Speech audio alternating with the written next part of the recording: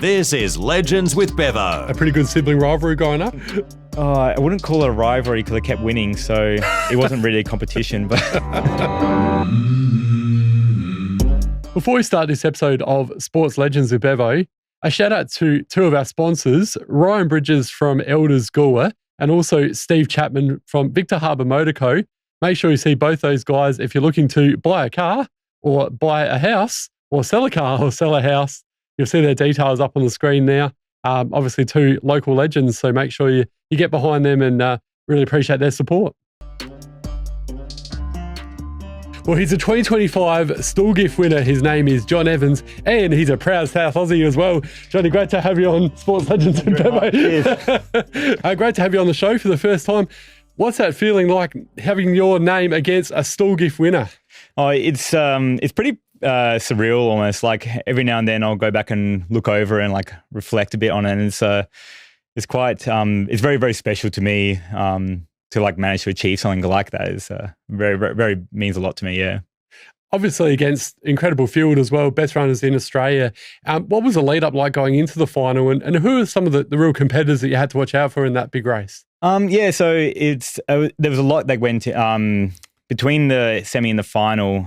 We kind of knew the big players leading into that Monday finals day, like Patrick Martin, Jasper Thomas were the two big names that I was looking at, and I just knew that if I can be competitive with them, keep in touch with them, I think we should be like have a good crack.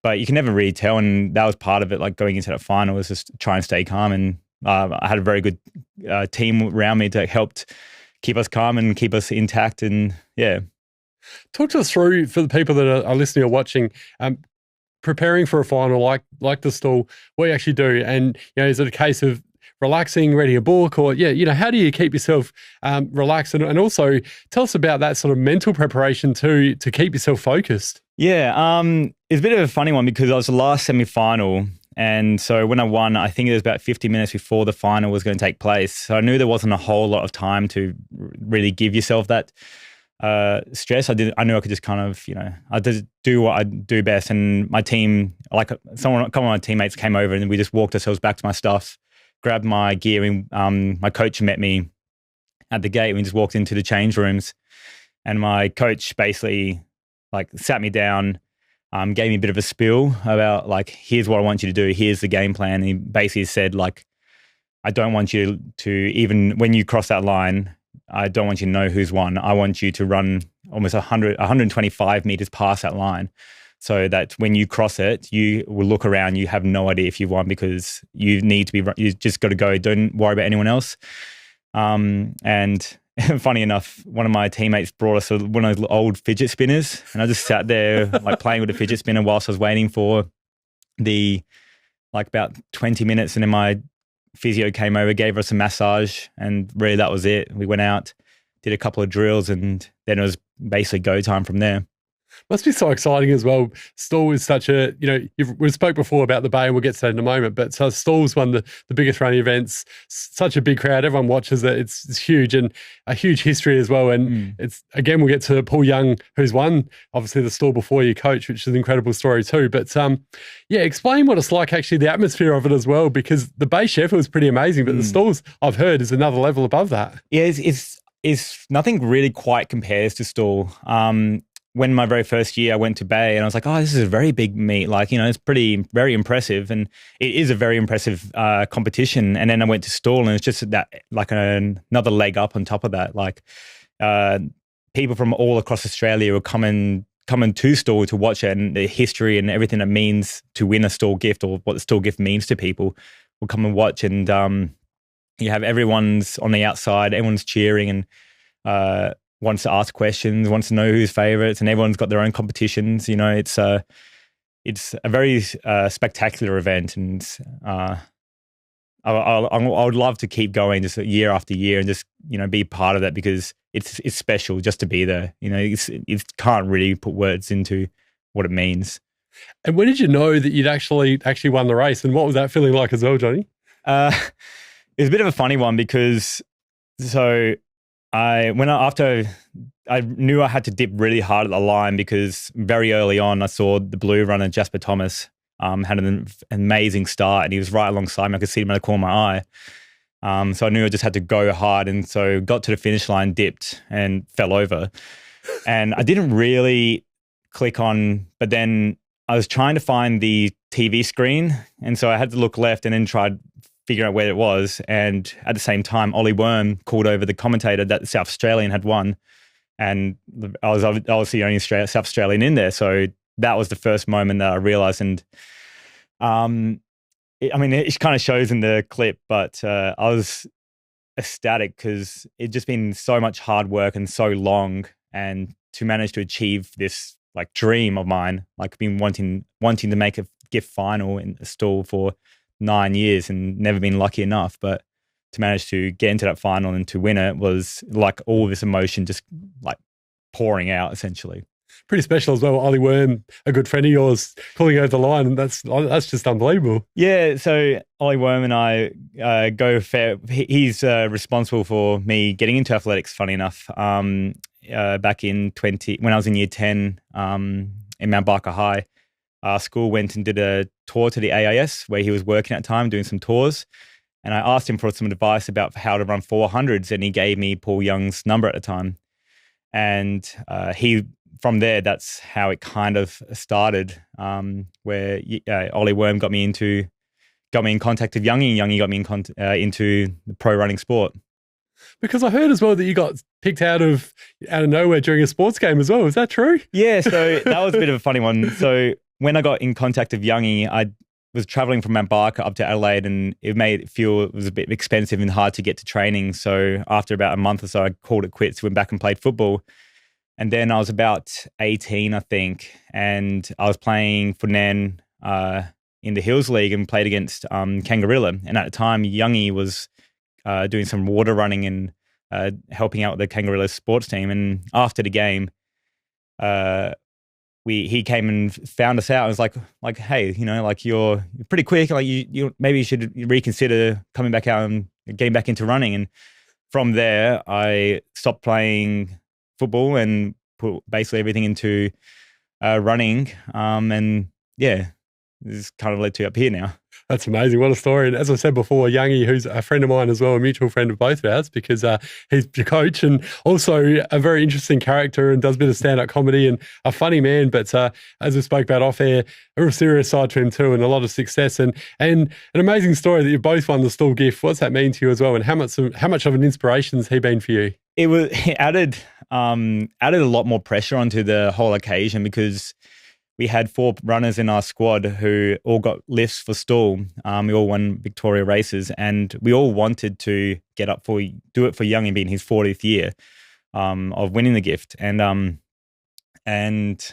when we started trialing and trials were giving out different results, and we realized I was moving all right, that it added an extra bit on because I was like, now there's more pressure that I have to get up for Youngie because Youngie did it. Now I've got to do it. And like he might not get another chance because you don't often have multiple gift winners out Stawell alone. Like there's a Victorian squad, Team Feeler, who's got a few winners in that in over the Stawell Gift, and for a South Australian coach to get up, like it's hard work. Yeah.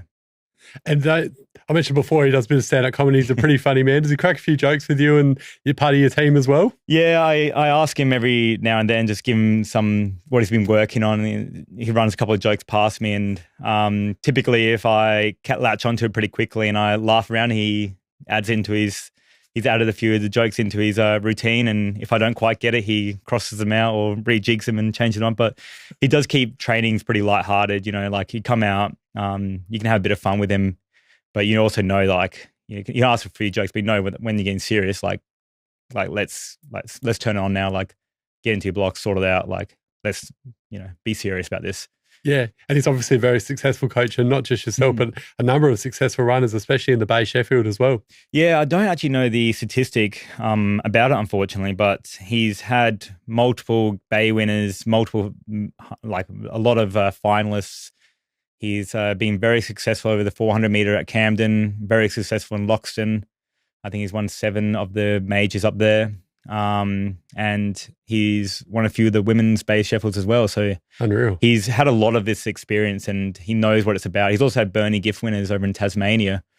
So he's had a lot of this experience. He knows what it takes to achieve that pinnacle of pro running and what it means to be in part of what it takes to get to a gift runner into finals. He'll love us talking about him as well, no doubt. So. Yeah, he might love it. Yeah, he likes to hear about himself, likes to talk about himself. Again, we spoke about this a little bit earlier on as well, Johnny. How you first got into running, because you did a little bit of little athletics. That's a mouthful, isn't it? Like all the young ones do when they're males or females growing up, and you lived in the country as well, and you played other sports again, like lots of people do when they're young. Explain a bit more about that, and I guess your journey through to running as well. Yeah.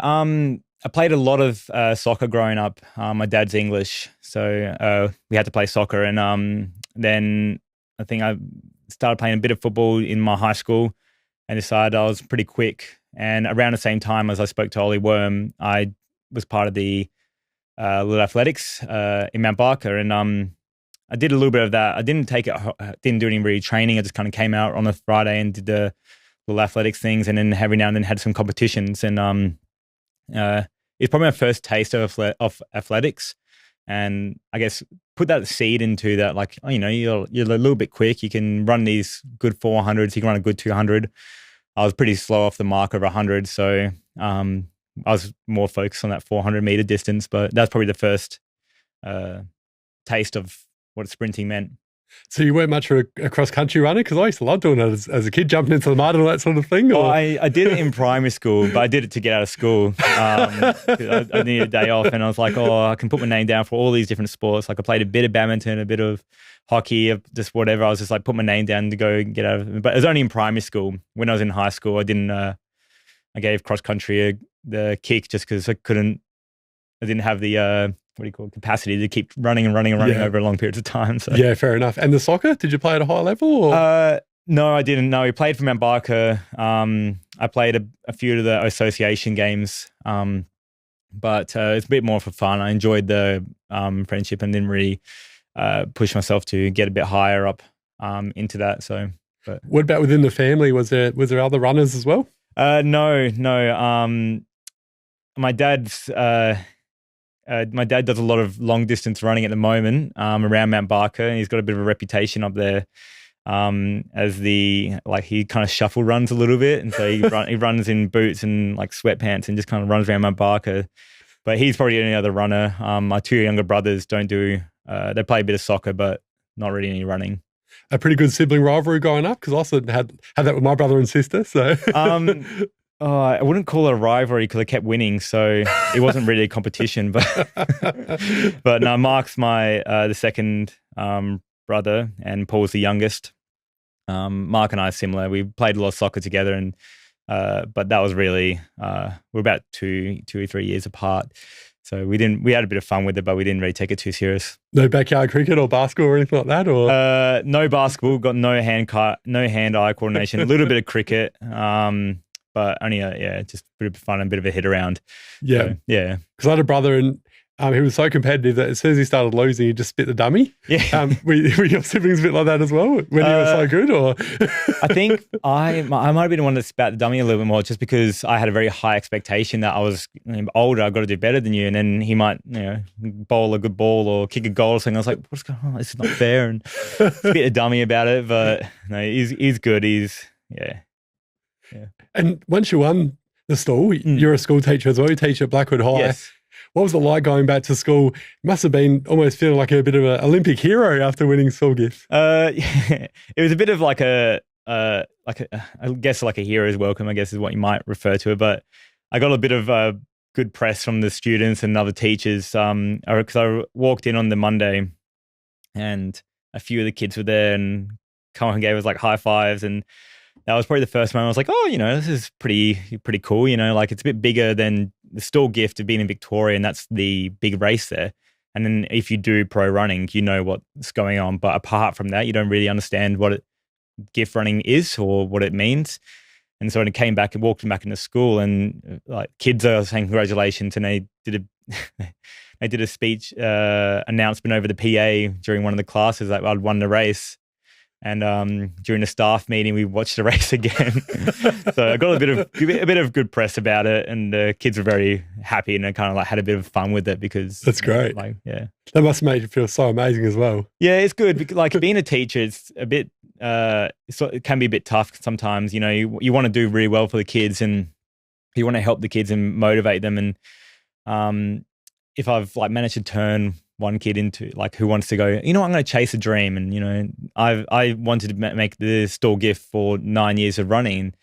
If that means one kid's going to try, you know, go and do something in badminton or cricket, you know, or want to try really well at getting into uni and get into the sciences, you know, like that'd be, I've helped that, you know, helped have a goal and you work really hard, you can achieve your goals, then I'll consider it a win. So. Yeah, that's beautiful, mate. And the Bay Sheffield, which was obviously late last year in December, it's actually pretty amazing as well what happened there because you had an injury and you still managed to make it through the final. Tell us more about that. Yeah, so around October, maybe it's a little bit earlier or something, I did a calf injury and that knocked me back for about 6 weeks. And I just came back and was having calf injuries or calf issues all the way leading through to the Bay Sheffield. And about 10 days before the Bay Sheffield, I was at a training session and I did a block start and my calf just seized up completely. And I stopped straight away and like packed my bags and went home. And I was trying to figure out what had gone wrong, and it kind of like had done a minor strain. But I had 10 days before the Bay Sheffield and all the physios were closed because of the Christmas break. And so for 10 days, I just iced, rested, did everything I could. And then spoke to my physio just before the Bay Sheffield and said, like, look, this is what's happened. And he said, look, you can't do anything about it. You can just see how it goes, warm up, do what you need to do, and line up on that heat. And see what happens. If you run the heat and it goes fine, it goes fine. And luckily enough, my calf held out for the heat semi and then managed to make it to finals and finished third there against a very solid final. That's absolutely phenomenal. Well done. No, yeah, it was good. It was very, very lucky. Like, if you told me beforehand I was going to make the final for the Bay 70, I think I would have laughed at you and told you, no, you're off your head.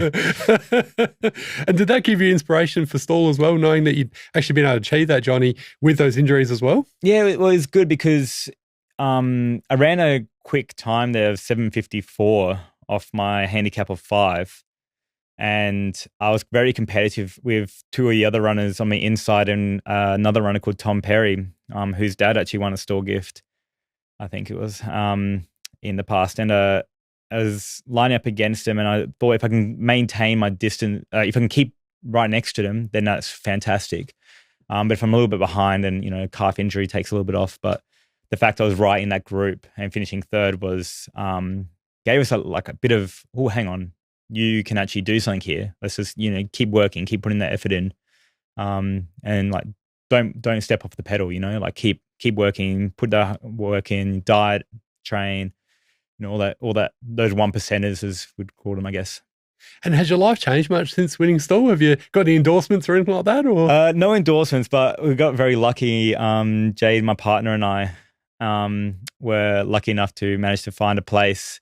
And so we recently bought our first home. And congratulations. We've spoken about that before, but congrats. Thank you very much. And that's like having Stawell's actually really helped, you know, a little bit of extra cash that you get from winning a big race like that. It just helps with these big decisions and big choices you make throughout your life. And that's been probably the biggest part. And I've had fantastic opportunities like coming onto your podcast and thanks, mate. other people having like interviews and stuff. It's quite fun, you know. You don't get this experience, and to achieve something like that, and you get this experience from that, it's pretty cool. You must pinch yourself like 12 months ago to now thinking, yeah, like you said before, you've just won one of Australia's biggest races. Yeah, it was like, like every now, like I said before, it's like every now and then I'll go back through and I'll watch the races and I like think about what it means, like what it meant to Youngie, who's had multiple times. He's had 4 gift finalists, finished second twice and 6th another time.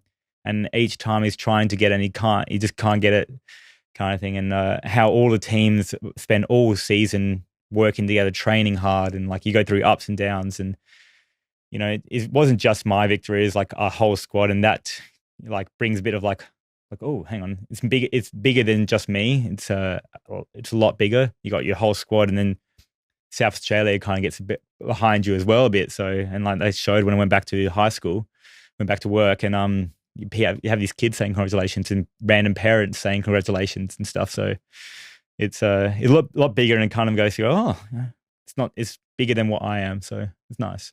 And what's your go-to meal after a big race? Do you like a bit of Macca's or pizza? Or I'm pretty bad for KFC and red wine. My squad will tell you a couple of seasons ago, I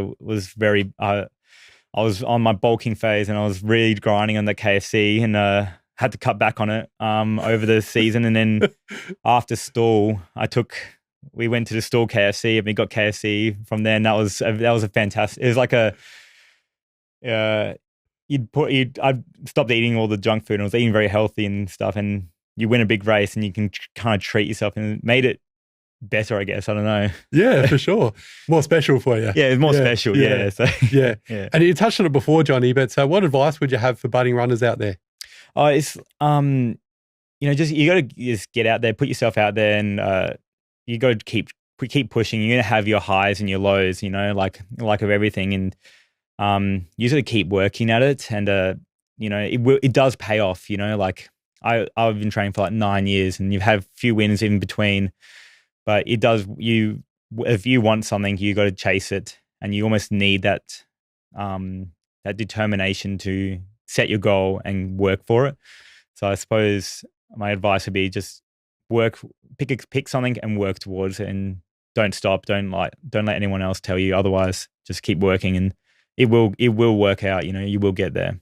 And which runner, alive or dead, would you like to race against, and why? Ooh, that's a great. I mean, look, you always talk about your greats, and Usain Bolt and Johan Blake, Tyson Gay, Justin Gatlin, Wade van Niekerk was a 400 meter runner from South Africa, and he made me very interested in 400 meter running. So you'd be racing against him would be pretty cool. On a bit of a lower level, I would like to race Youngie from when he won his Stawell Gift and when he placed second, just because I think I'd be faster than him. So I just want bragging rights over that. So I'd probably say Youngie in his best form. So, and which 3 guests would you like to take to dinner, alive or dead, and why? Straight away, Bailey Smith. I think he does a lot of very cool things with mental health, and very early on, I was very interested in his he went on a lot of podcasts and spoke about mental health, and he's that very cool outgoing character. He doesn't care, but he's very safe in himself.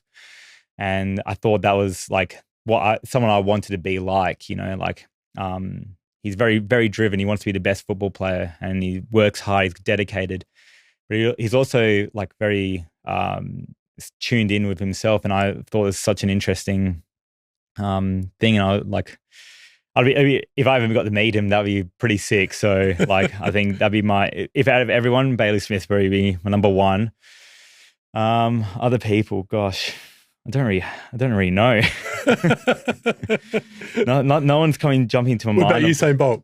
Yeah, it'd be interesting to kind of pick their brains and see what makes them tick, and what do they do, and how do they make things work. Usain Bolt had to change his whole entire setup, being so tall. When you look at sprinters and are 5'10", 6 foot maybe, he's 6'5" or something like that. And he's an absolute giant, and the third one? The third one, basketballer, cricketer, soccer player. Oh, probably soccer. I reckon probably Ronaldo. Good choice. Growing up playing soccer. Beckham maybe. Probably Beckham actually. I reckon I'll go Beckham. Just being English, it'd be interesting to see how he managed to run go through his career, and all the interesting people that he would have he trained with Ronaldo and played against Ronaldo. He played with Wayne Rooney, played all these like massive stars. What that's like, and like meeting Lionel Messi and people like all these like famous stars. What's that like? And yeah, just see what he's got. So Love it. And the most important question of the day: what would be your Legends of Bevo Spotify song in the lead up to a race? I got two songs. So the song that's, I got three songs. ABBA, Gimme Gimme. That was playing. It's a bit of like an inside joke between our squads. We just love to ABBA. It's like every time we go out after the bay, after party or after store, we just crank to ABBA and just Gimme Gimme. It's just like that was a huge song around that period of time. Before the Stawell Gift, when I was warming up, I played Let's Go. I forget who it's by some rapper. I forget the top of my head, but I just remember finding it, press That's It. And there's this TikTok song, which is like a slow reverb of Me and the Devil. And it's like I don't know, I just listened to it and I was like, yep, this is kind of got me into the headspace of like, like get it done, like sort it out. Yeah. I like it. Yeah. Johnny Evans, thanks so much for coming on Sports Legends of Bevo, mate. I won't shake hands because that was the most awkward handshake ever before with the microphone. Yeah. Good on you, mate. No, thank you very much. Thank you for having me. It's been fantastic.